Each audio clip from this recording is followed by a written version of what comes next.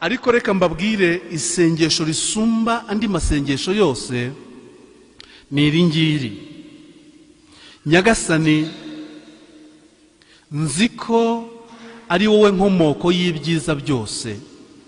Ibyo ntekereza byangirira akamaro, ndabizi ko byangirira akamaro mu gihe ntekereza ko cyaba ari igihe gikwiye, ariko hirya y'icyo gihe nzi ko gikwiye kandi gikeneye guherekezwa n'ibyuma, hari n'ikindi gihe ngewe ntazi.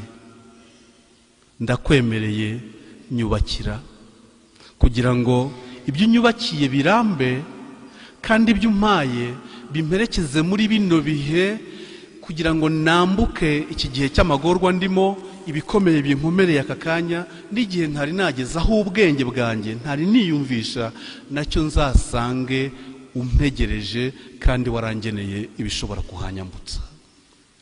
Iryo sengesho warirangiza ukavuga uti amen. Muzi impamvu?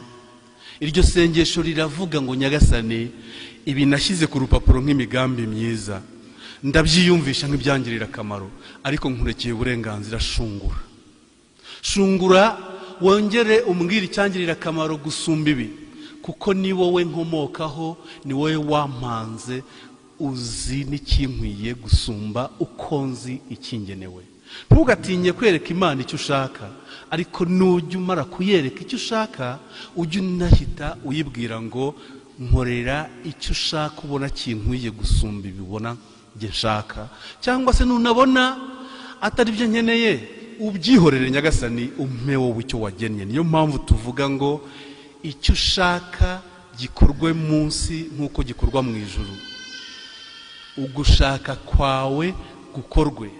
Ni abakristu bake batajya bagera aho ngaho, bajya bagera aho ngaho nako.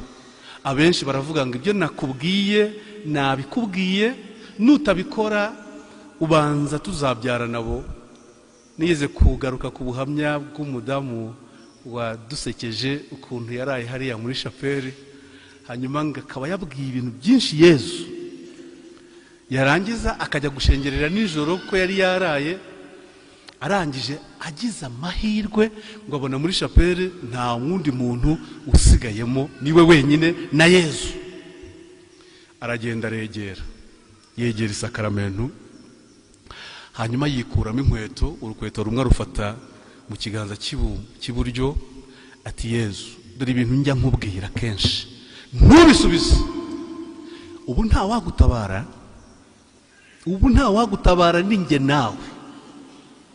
ninjye nawe baraza kubyuka basange twavunanye, nuntakuvuna uramvuna, ariko ninjye nawe. Urukweto ngo ararufata, aruzamuye muri iryo sengesho ryiramanta kandi rigiye kumerera nabi Yesu, ngo yumva ijwi rimuzamutse mu mutima riravuze ngo ngaho se. Hanyuma agira ngo hari umuntu hagati aho waje, noneho azengurutse amaso muri shapeli abona nta muntu uhari.